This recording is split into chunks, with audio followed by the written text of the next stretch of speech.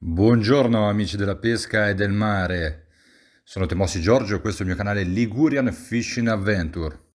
Quest'oggi è un video un po' diverso perché settimana scorsa leggendo il giornale un articolo ha attirato la mia attenzione. Parlava dei devastanti effetti della pesca a strascico e del rischio per le specie ittiche, comprese il tanto amato gambero rosso, famoso anche nella mia città, con il suo elogiato gambero rosso di Santa Margherita Ligure. L'articolo parlava di una ricerca effettuata dalla stazione zoologica Anton Dorn di Napoli e quindi non da un comune mortale come il sottoscritto, ma da una fonte autorevole, che ha una voce in capitolo. E più leggevo e più speravo, cavolo, allora questa ricerca dovrà per forza essere ascoltata, finalmente, e presa in considerazione. Ma prima di iniziare a leggere questo articolo, cerchiamo di capire meglio chi è e come è nata la stazione zoologica Anton Dorn di Napoli, per capire da chi è stata fatta questa ricerca e che potenza mediatica dovrebbe avere a livello di credibilità di questo istituto. La storia della fondazione della stazione zoologica Anton Dorn di Napoli è strettamente collegata alla storia di un visionario, con la passione per la ricerca e per lo studio del mare. Un visionario di nome appunto Anton Dorn, polacco appartenente a una famiglia molto benestante, che come pochi grandi della storia vedeva le cose in grande. Anton, che studiò zoologia e medicina in varie università tedesche, si appassionò alla ricerca e alla biologia marina con un pensiero fisso: creare in tutto il mondo stazioni o centri di ricerca per permettere ai ricercatori di tutto il mondo di avere sempre vicino punti di ricerca e laboratori dove poter raccogliere e analizzare dati e campioni vicini ai siti di ricerca fisica. Antonio, infatti, prendendo spunto dalla rete ferroviaria, immaginava una fitta rete unificata di stazioni di ricerca lungo tutte le coste del mondo. E parte proprio da qui la storia della fondazione della stazione zoologica Anton Dorn di Napoli. Dalla fondazione della stazione zoologica di Napoli, datata nel marzo 1872, ad oggi sono nati tre tra i più grandi centri di ricerca europei e non solo. L'European Marine Biology Research Center, Centro Europeo Risorse Biologiche Marine, un'infrastruttura europea per la biologia marina che fornisce servizi per lo sviluppo di una ricerca eccellente a livello europeo. Il LiveWatch, un'infrastruttura dedicata al miglioramento dell'osservazione e della raccolta di dati sulla biodiversità in Europa. La stazione zoologica contribuisce con studi relativi al censimento della biodiversità marina, allo studio della biologia, ecologia e distribuzione degli organismi marini. L'European Multidisciplinary Seafloor and Water Column Observatory, un'infrastruttura europea dedicata allo sviluppo di osservatori marini profondi in Europa. La stazione zoologica contribuisce con studi relativi allo studio di una rete di osservazione tecnologica nel Golfo di Napoli e allo studio della biodiversità e del funzionamento dell'ecologia marina profonda. E quindi dopo un breve preambolo dove abbiamo visto da chi è stata fatta questa ricerca, e ripeto, non da un comune mortale come sottoscritto o come un qualsiasi altro pescatore amatoriale, ma da un vero e proprio centro di ricerca internazionale, quindi ci fa ben capire quale importanza e quale potenza mediatica dovrebbe avere un articolo del genere. Passiamo a leggere l'articolo. Il gambero nella rete. L'allarme della stazione zoologica Anton Dorn di Napoli. La pesca a strascico oltre 500 metri ha effetti devastanti. Avanti così questo crostaceo scomparirà dal nostro mare. Occhi puntati su quelli di Sanremo e Santa Margherita. Rappresenta il 3% del pescato nazionale e il 30% del suo valore commerciale. Rosso-viola di Mazzara del Vallo, Santa Margherita o Sanremo. Il gambero è sempre più prezioso e raro. Viene pescato con la tecnica dello strascico, anche oltre 500 metri di profondità. La legge lo consente, la natura però ha altre regole, come evidenzia uno studio coordinato da Roberto da Novaro e pubblicato su una delle più autorevoli riviste scientifiche al mondo, l'americana Proceedings of the Natural Academy of Science.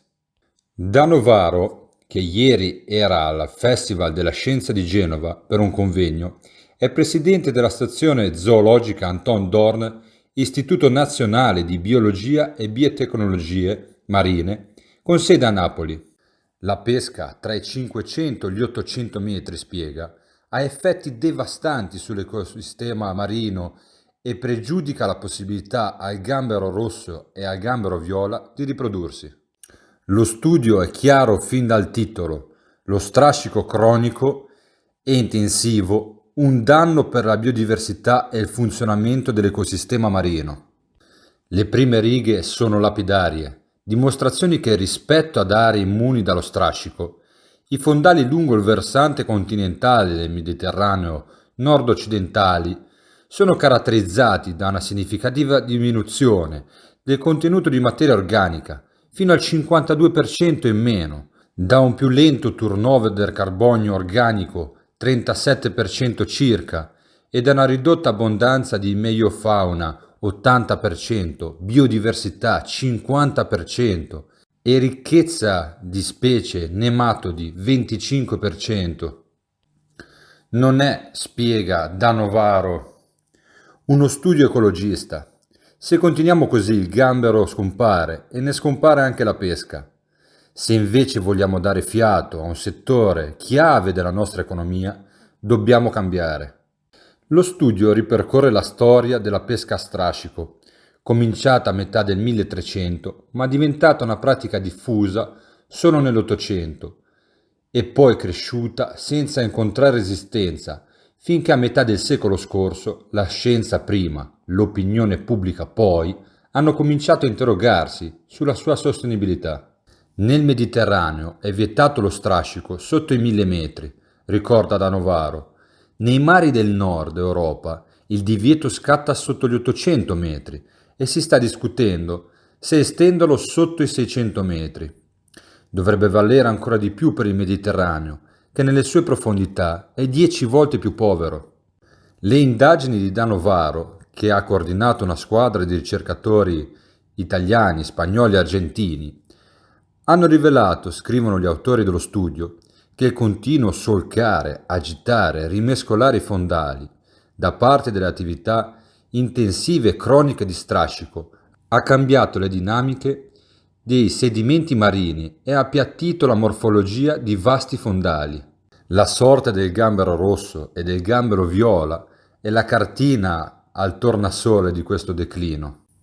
Sempre più spesso sono spacciati per gamberi di Sanremo, Santa Margherita o Mazzara del Vallo, prodotti in realtà importati. A Mazzara del Vallo è famoso il caso, e sono stati diversi sequestri, dei gamberi del Mozambico, venduti come locali.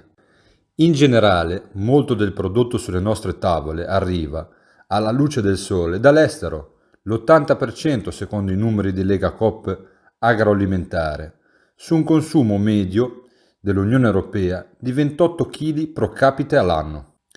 Da Novaro è ricercatore e professore universitario, è stato a capo di decine di spedizioni internazionali.